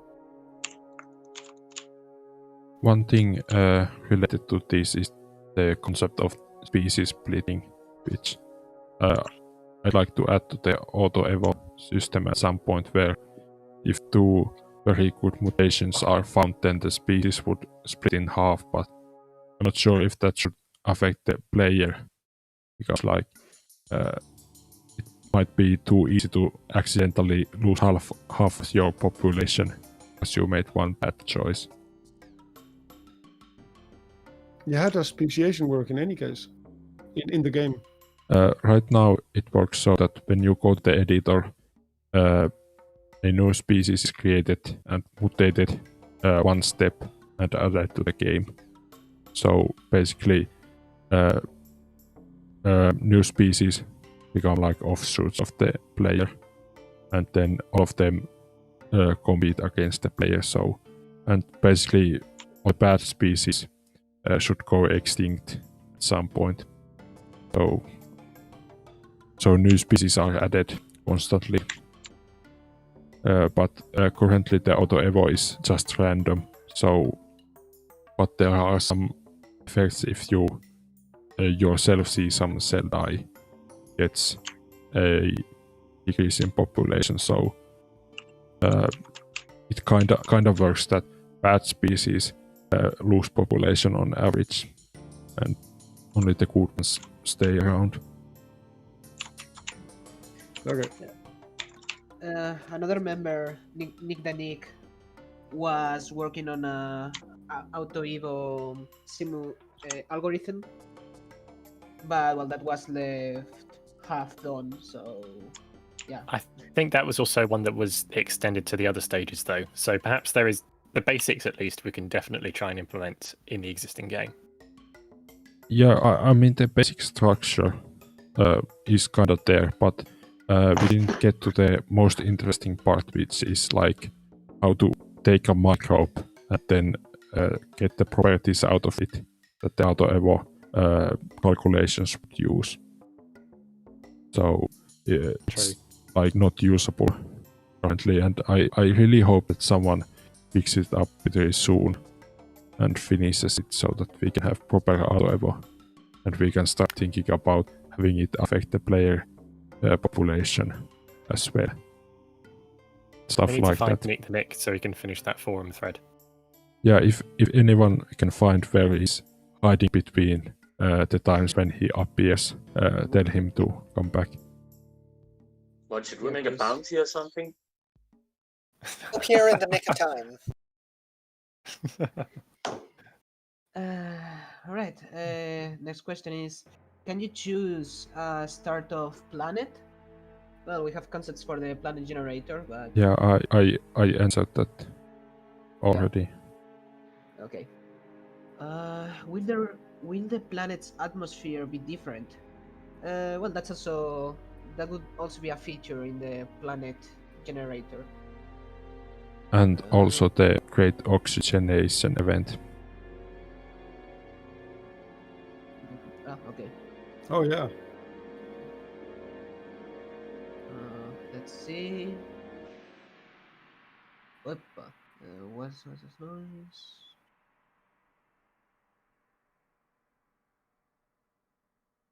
All right.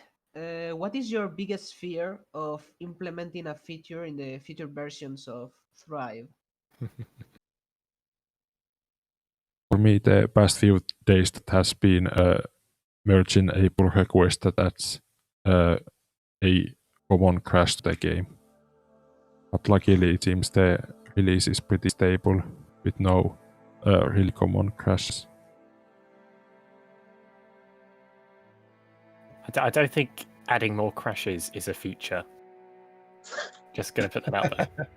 I mean, more surprise features. It's not, but if you don't review something correctly, it can be like the cloud system. I had to, when I tested it, the new edgeless clouds, it had a crash in it, but we got it fixed before release, so I have thought of an idea where we could, if we add more crashes into the game by accident at some point in the future, we can just pass them off as, oh, an asteroid hit your planet. Yeah. Yeah, So- perfect. Yeah. It's a crash. Yeah, the feature is mass extinctions. Yeah. And by the way, if there are bugs in the system, then we say, well, no, those are just evolved creatures. They're bugs. Yeah, if the UI starts doing something funky, that's because there was a gamma ray burst and it's irradiating the screen. As they do.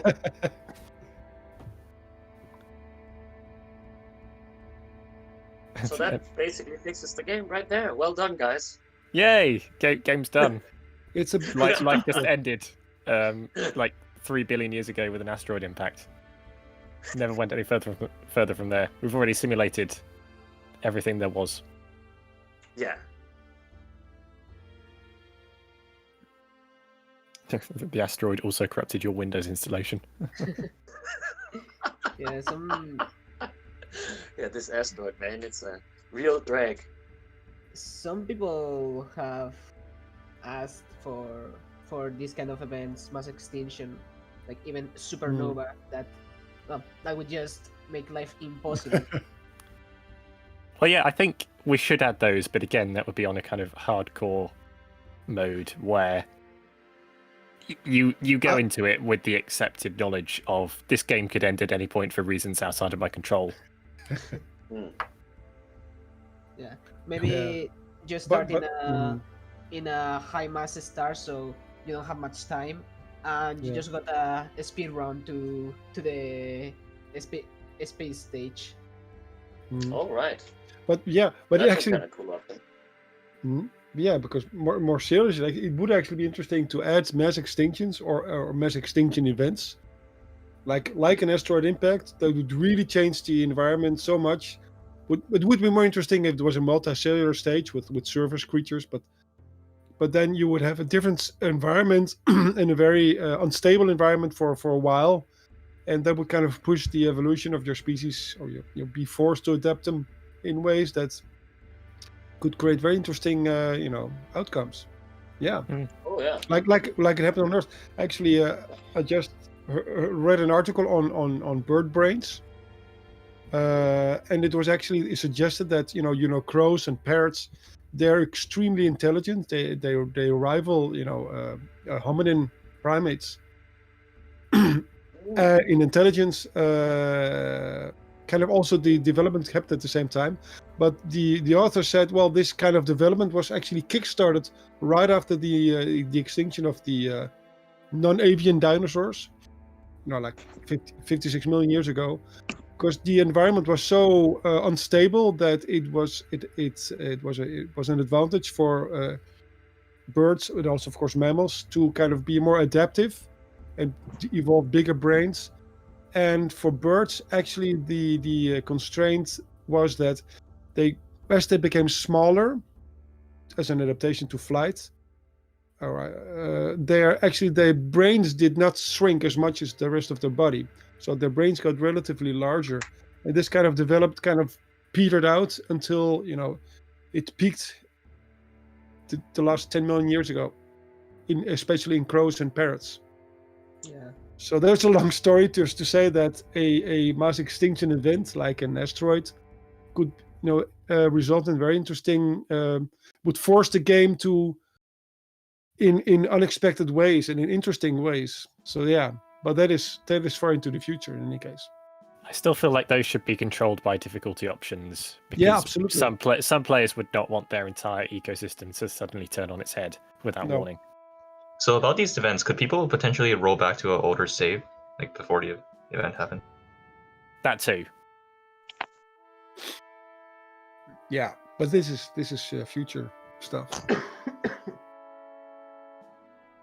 Some of those events, like a great oxygenation event, would also happen depending on how your life evolves. Even you could cause those events. Yeah, but you would need a lot of species that have photosynthesis, I guess. Well, you just gotta be really successful in as a photosynthesizer to bring doom to your planet. Oh yeah, it's like when I played that evolution board game that I talked about. My current strategy is kind of starving the other players. Just throwing throwing cards that would really decrease the amount of food in the environment in that game, so that I would starve the other player species, and then I make sure that I have adaptations that kind of make sure that I survive those harsh times. Yeah. So yeah, that could actually be a strategy. I'll make a lot of photosynthesizing creatures and make a lot of oxygen, kill off all the other microbes. That's cool. I gotta see if that game is in Tabletop Simulator. Okay, we started talking about cell genocide again. This keeps happening. Cell genocides. Better than cell suicide. Oh yeah. A genocide button. We need that. It would actually be cool to have implement a god mode of sorts, where you just you can get you see all the cells and you can edit all the cells, and it's about seeing the population dynamics. So yeah, basically Ascension, but limited to the unicellular stage. I think that will be just like part of the Ascension stage. will just let the player mess with anything they want and see what happens. Hmm. Except the source code. Maybe keep that under lock. The ultimate extension is to Hmm. get to your GitHub and check the code. We're already playing in God mode. I was thinking about about evolution games for I don't know how many decades. One of the ideas I got, well, maybe you could make it different modes. You can have a evolutionary mode, which you have no control whatsoever. Then you can have a creationist mode where you just create every species, as you would like to them to be, and then just start the game. Or you could have like a evolutionary theist mode where you kind of have a god that kind of interferes and tinkers with evolution. So yeah. I think I've said this many times in the past, Yeah. but Thrive to me is kind of a game about how well can you play at being evolution. Yeah. Compared to an actual evolution simulator, how can you intelligently design your creature to beat it in a way? Mm-hmm. At least that's what it is to me. So I think that kind of thinking is although combined into one. it is you're contained to your species, so it's not like you're hovering over all the different species and just kind of put your divine finger down and kind of destroy that cell, or I give that cell some special powers.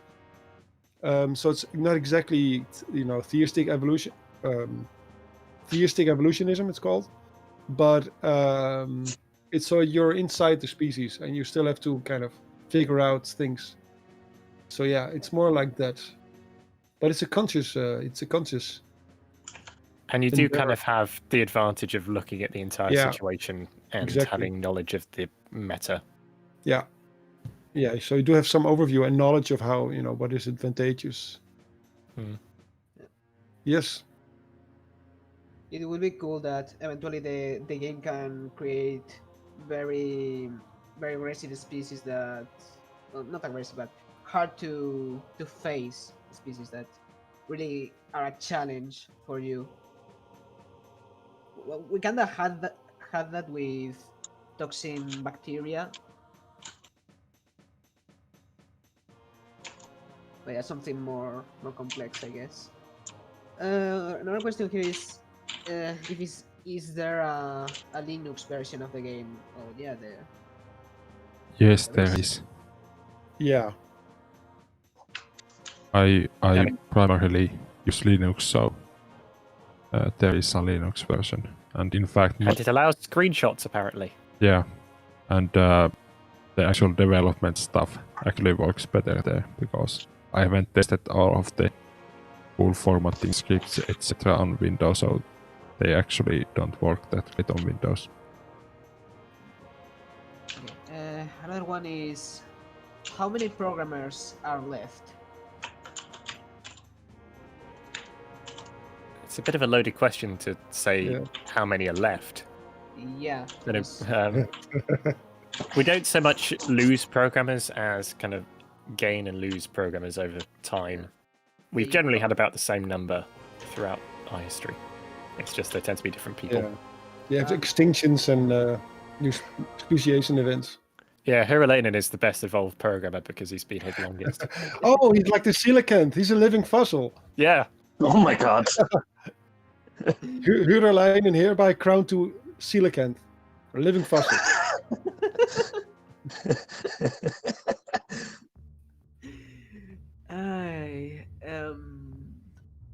Oh look, this one. But in answer to the actual question, yeah.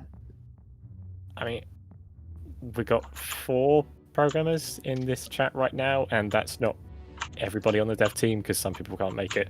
Yeah, I'd say we have 5 to 6 programmers currently. Here's a pretty fun page on GitHub where you can see like a timeline when someone has contributed. So like you can see that some people have contributed in 2013, disappeared after that, never to be seen again. Someone has contributed for a few years. gone extinct. Yeah, I haven't even started yet, so I don't count. When there will be currents? Well, we already answered that before. And a membrane as a seaweed sort of skin. Sorry. What? I Membrane think as seaweed, a sort of skin. What? Oh, I don't get I that. neither do I. Maybe means cell. Yeah, cell walls.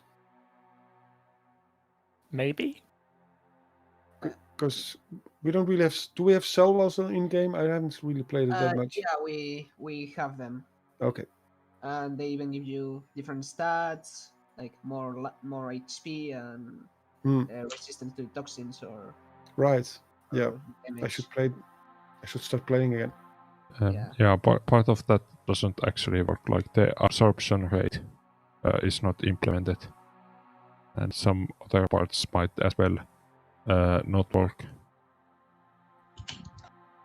And then there's also the issue where the different membrane types are like too similar, so it doesn't make much of a difference.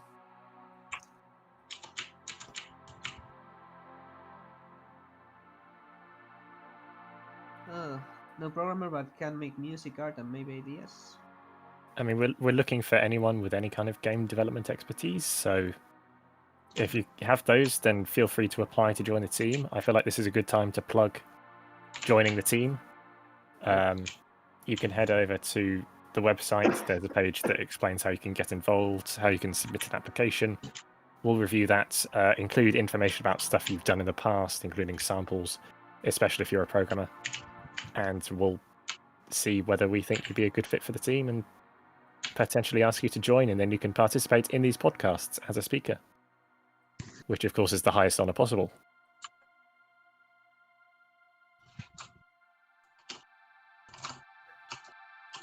Did we just get a comment that someone is surprised that we are alive? Yeah, I was reading that. Oh boy. Not again. Well, welcome back.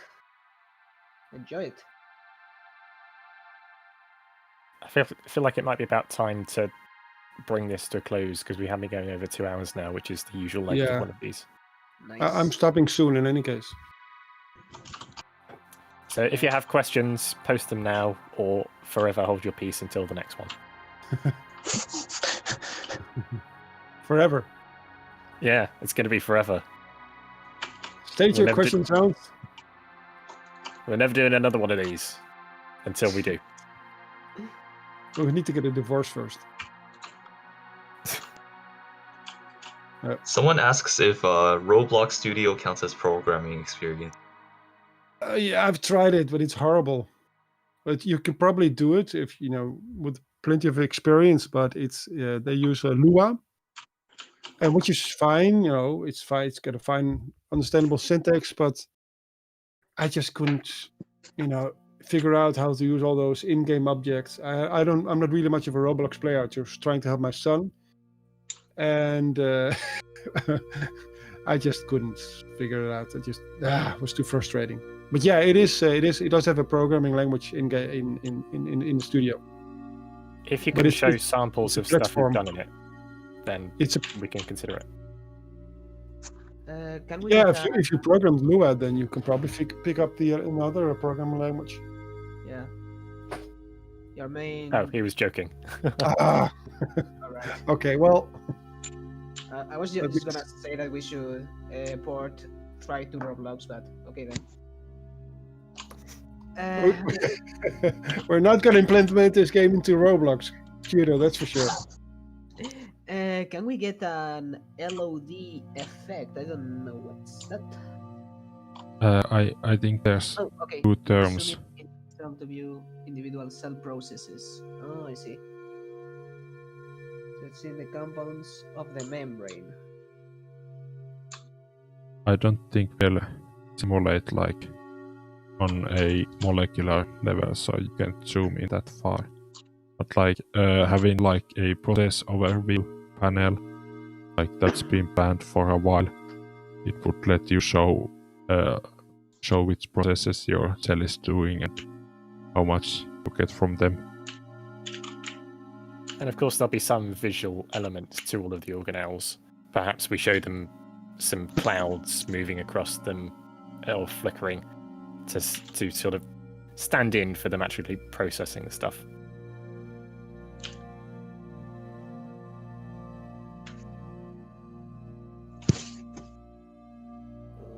Okay. Best guess on when the game goes multicellular? Well, we answered that already. His priority underwater civilizations. No, don't do that. Oh no, it started. So that level of detail, like usually in games that's like how many polygons a model can have, and that's based on like camera distance to improve performance. So I don't like really see how, unless you actually mean that when you zoom in you would get higher definition organelle models, which, I mean, I suppose that would be possible, but pretty low priority, because right now we've gone for pretty low poly all of the models because we don't have level of detail on them. So basically the full model triangles are always used for rendering, so there can't be too many to not like the game. But anyway, I think we could stop. It's been long enough, so everyone say bye and I'll stop the stream. I hope everyone enjoyed it. Bye. Bye-bye. Bye. Bye. Bye. Goodbye. Bye.